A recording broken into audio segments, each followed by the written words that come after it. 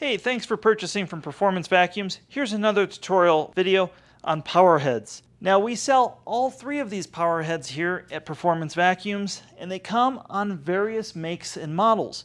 These are actually made by a German company called Wessel-Werk, who is one of the industry leaders in power nozzle. So whether you buy the Miele branded version, the Modern Day branded version, Edge Clean Plus branded version by VacuFlow, they're actually all made in the same factory, side by side, and share most of the same components, but not all. Also, each manufacturer orders it with their own twist. Buttons and headlight might vary greatly.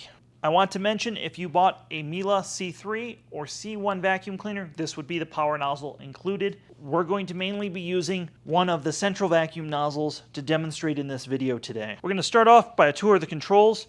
The wands are adjustable with these switches right here. And on the Miele, it's on the back.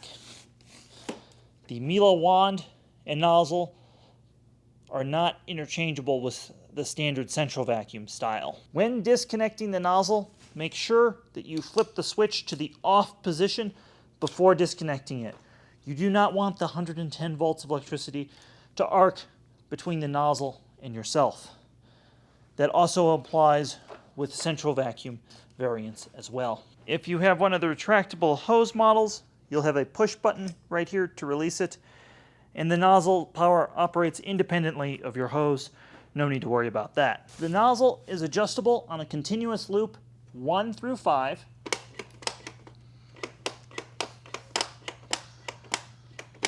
With 5 being the highest, and 1 intended to be used on hard floor with the brush shut off. There is a quick release right here to release the vacuum wand. If you have the nozzle up like this, the pedal release is not going to function properly. The nozzle must maintain contact with the floor before attempting to hit the release pedal.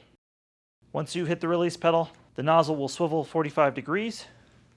If you're attempting to get under something, you want to twist the nozzle 45 degrees for it to lay flat.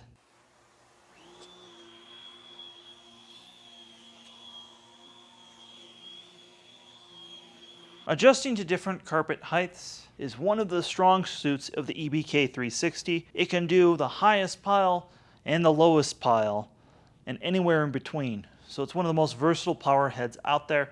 It's also one of the most lightweight power heads out there. I have a medium pile carpet and a high pile soft carpet right here. And a lot of people don't know this, but the carpet height plus the carpet pad is what we're adjusted for. So you might have a thin carpet with a thick pad, and you might need to go to a deeper setting. So keep in mind, your pad is going to have as much to do with what I'm about to say as anything else. The nozzle has 5 carpet height settings, and you want to adjust the nozzle to where it's just barely touching the carpet. Setting the nozzle too low will cause it to not clean properly and cause premature wear on the parts inside the nozzle. So let's set it properly. You might have noticed my voice has changed. I've switched to a studio mic. Hopefully you can hear the tone change in the nozzle.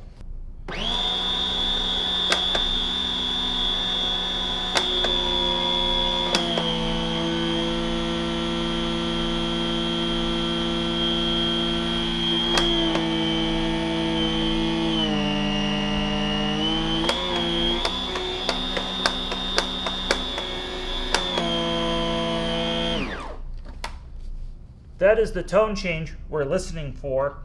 And you notice most of my sand disappeared as soon as I got it correct. You can duplicate this at home by using a little bit of salt if you'd like.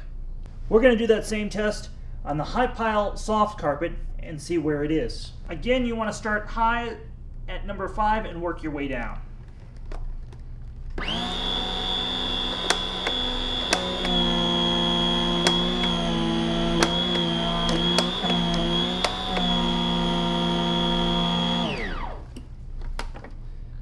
As you can see, 3 is the proper number.